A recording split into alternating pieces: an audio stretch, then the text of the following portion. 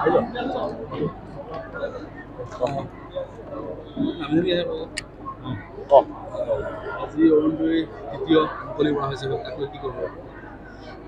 অসমৰ নিৰ্মাতা অসমৰ মাননীয় মুখ্যমন্ত্ৰী ডক্টৰ হিমন্ত বিশ্ব শৰ্মাৰ চিন্তাৰ ফচল অৰুণোদয়। আজি অৰুণোদয় ফেজ 3 আনুষ্ঠানিকভাৱে শুভাৰম্ভ কৰা হৈছে। আজি সজাগতা অনুষ্ঠান ৰাজ্যখনৰ 126টা বিধানসভা সমষ্টিত এতিয়া সজাগতা সভা অনুষ্ঠিত হৈছে আৰু আমিও চাবুৱা লাহোৱাল বিধানসভা সমষ্টিৰ নিকম চাহ বাগিচা কৰ্মভৱনত এই সজাগতা সভা অনুষ্ঠিত কৰা হ'ল। এই আঁচনিখনৰ জৰিয়তে ৰাজ্যখনৰ 37 লাখ মহিলাই অৰুণোদয় আঁচনি লাভ কৰিব, উপকৃত হ'ব আৰু একেসময়তে 19 লাখতকৈ অধিক লোকে ৰেচন কাৰ্ড লাভ কৰিব।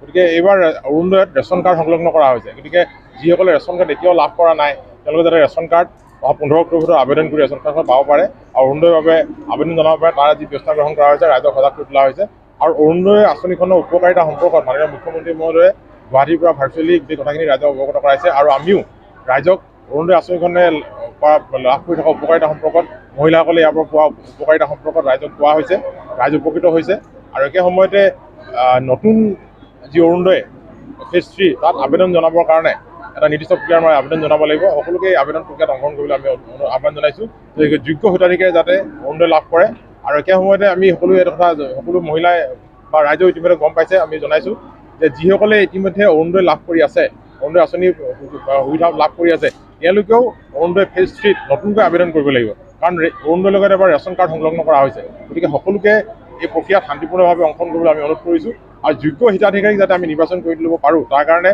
আমাৰ প্ৰতিটো গোটত সমাজকৰ্মীক লৈ বাছনি সমিতি গঠন কৰা হৈছে। সেই বাছনি সমিতিয়ে প্ৰতিটো গোটত ৰাজহুৱা সভা অনুষ্ঠিত কৰি যোগ্য হিতাধিকাৰী বাছনি কৰি উলিয়াব আৰু আমি এই ক্ষেত্ৰত যথেষ্ট সাৱধান হ'বলৈ চেষ্টা কৰিছোঁ যে পেশী মাৰি ভতিজা নহয়, যোগ্য লোকে যাতে অৰুণোদয় লাভ কৰে, প্ৰকৃত হিতাধিকাৰীয়ে যাতে অৰুণোদয় লাভ কৰে তাৰ ব্যৱস্থা কৰিবৰ কাৰণে আমি সকলোকে আহ্বান জনাইছোঁ।